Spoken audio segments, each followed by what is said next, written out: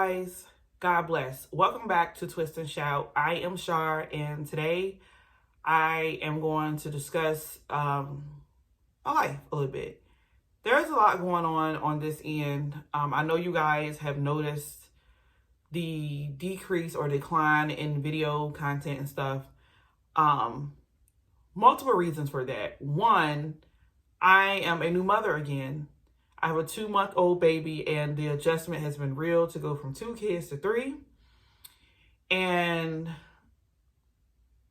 my own health, there was an incident with my daughter where she bruised her foot. So my extra help kind of got snatched away from me. You guys know that my husband works full time, so he only could help when he got off. And for some reason, it's like crazy that as soon as Isabel was born, it's like they were working him extra hard, and he was extra tired, or he was working extra late. Then my own body is like just beat up. Like my back is in so much pain all the time. I had these excruciating headaches.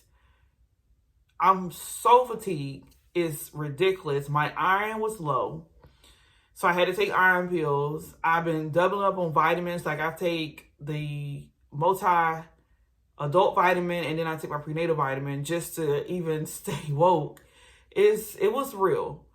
And then you guys know, especially a lot of you guys that do the Bible study with us, you guys know that my husband has informed you guys that we're starting to, now move in the steps towards a kidney transplant for him. So obviously that's stressful in itself. He's stressed. I know he doesn't want to admit it, but you can tell it's bothering him because this is real. This is a surgery, a life-changing surgery. And it's like, in my mind, I'm like, whoa, because when he goes down, I have to get up. Meaning that when he's no longer able to work, I would have to be able to work.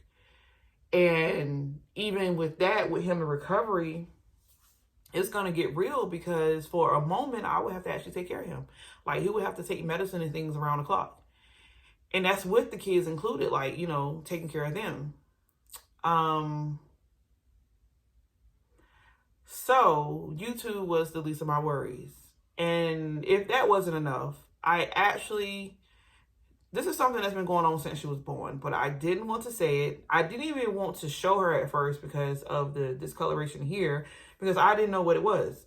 So I'm like, I don't want to put her on camera and somebody say, what's that? Or what's going on with her? And you know how people are, because people they just type without thinking.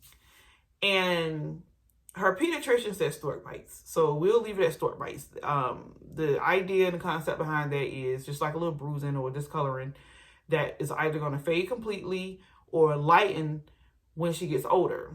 And we already can tell that once her complexion came in, it's less noticeable, with the exception of the nose, which she's my baby. I love her regardless. That doesn't make her any less than. My concern was just making sure that it wasn't anything else that was detrimental to her health. That was my concern.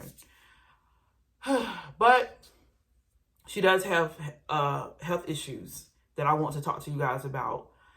So you guys will be fully aware that I very well may not be coming on here probably about hair content 0.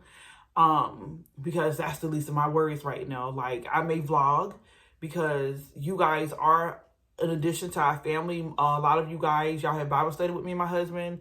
Y'all be on the prayer line with us, and we appreciate y'all, and we love y'all, and we thank y'all. And even some of y'all have said it. We feel like family now, and that's a beautiful thing. And I want to hold on to that, and I don't want to shine away from you because I'm feeling indifferent or whatever. I want to be vulnerable and express myself. But I am really, really running ragged right now. Like, I have almost no energy. Like, it took me about 10 times to do this video because of yarning and stuff. Like, I'm so fatigued and I'm so frustrated and I'm so stressed because there's a lot going on right now. And again, that just means that your priorities are stacked, and then YouTube gets pushed over here. And I say YouTube, not the Lord's work, but YouTube. But because my faith video still is pretty decent with content. But what I may do for the next month or so is just post here, faith content and everything.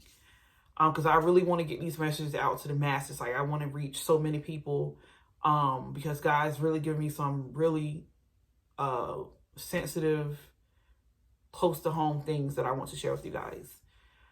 And even this experience with what I'm about to tell you guys about Isabella is something I never heard of before in my life. When I went to look it up, there's like bare minimum videos. But she went to a pediatrician yesterday to get her shots, her 2-month shots. And it's crazy how it played out, because I literally have been recording her since her last doctor visit, because I was trying to explain to her what it sounded like. Was like, I can't make that noise because I don't have that issue. But she will make this vibrant like noise, almost like the people who have the box here. And I'm like, that's as close as what I can describe it to you. Like, I can't, because when she went in the doctor's office, she got kind of quiet. And it's like, no, she's not making a noise. And that could be because when she actually sits up, she doesn't make it as much as she's laying down. But, and I have the medical definition here for you guys, because like I said, this is something new to me. I had to look up myself. But she has Stridor, or Stridor is what's going on with her. And in general, it's a harsh or grating sound. And the medical definition is a harsh vibrating noise when breathing caused by obstruction of the windpipes, which, you know,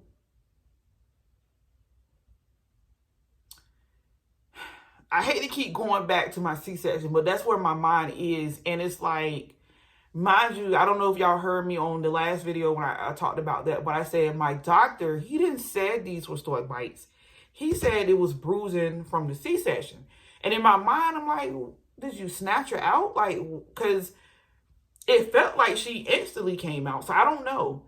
But I did notice as she grows right here, where, as you can see, you can't see, well, you can see a discoloration here, but you can't see a hold here until I press, right? And then there's bone.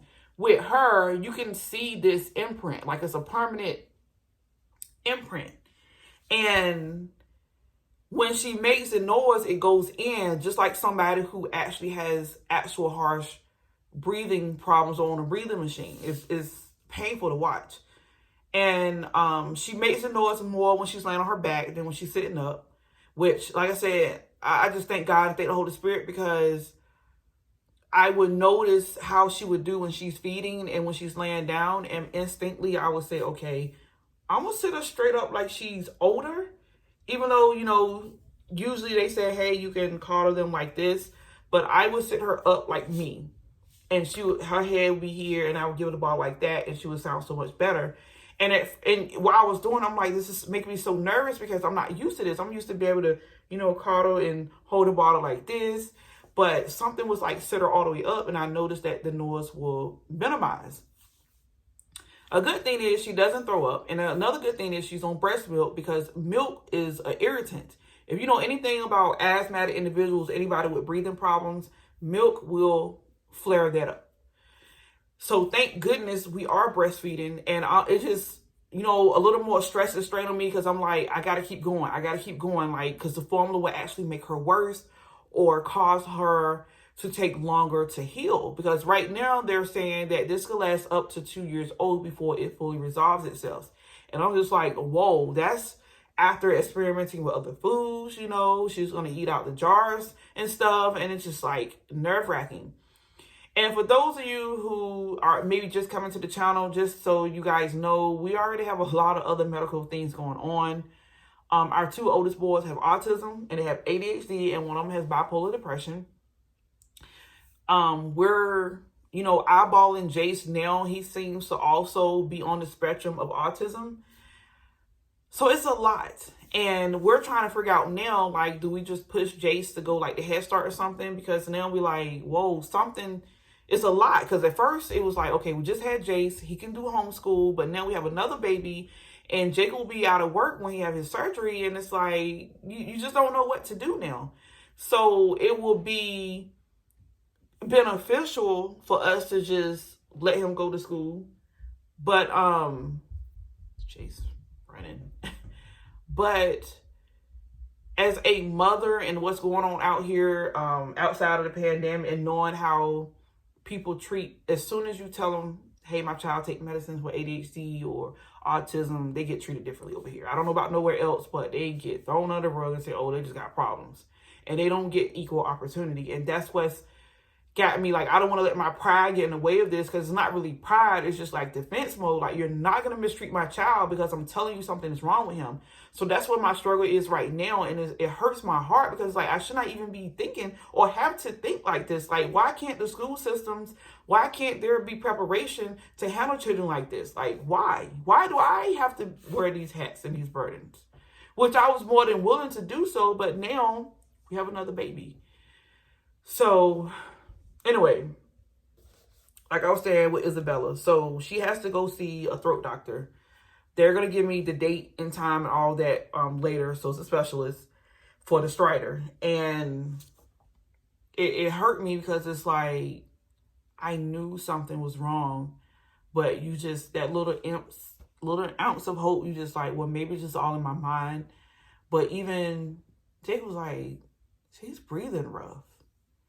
And it literally, like I said, when she breathes and makes those noises, this part right here, like, sinks all the way in like a hole.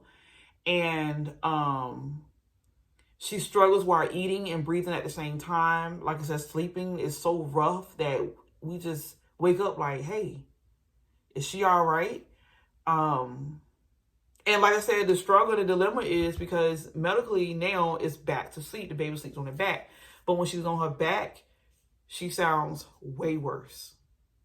And it's like she wake up like she's choking on her spit and stuff. And it's like I said, Lord, please help me. Because for the most part, if she falls asleep like this on me, I just keep her in the bed, or I actually put her on her stomach. And people can say what they want, but it's like, she breathes better on her stomach than on her back because of this issue. And then even talking to the doctor, she said, yes, sit her up as much as possible. Now, she didn't say let her sleep like that, because she probably medically can't tell me that. But I'm like, man, it's scary and it's hard.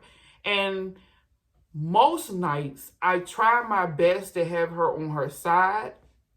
And then usually she will fall on her back in her bassinet. And then that's the normal way to sleep. And she sounds better. She sleeps soundly. But we know it's rough on her. Like, she sleeps most of the day. I know a lot of people say, hey, is her sleep adjusted right? And I'm like, she's been sleeping all night, and she's been sleeping all day. Like, she sleeps 80% of the day, which was a concern of mine too. I'm like, she's restlessly sleeping like an adult that's tired and working 2-3 jobs. Like, that's how she sleeps. Like, it's never enough. And obviously we pray over her, and we just try not to worry. And I'm going to keep you guys posted. I just want to come on here so you guys can keep us in prayer and understand that my mental is all shaken up right now. So I'm not in a posting mood about hair or anything like that. But I just want you guys to be aware, so you guys won't be like, wow, she disappeared for a long time, or if you don't hear from me, because I will continue to post her and let you guys see her. But that's a little bit about what's going on over here. So please pray. Please pray.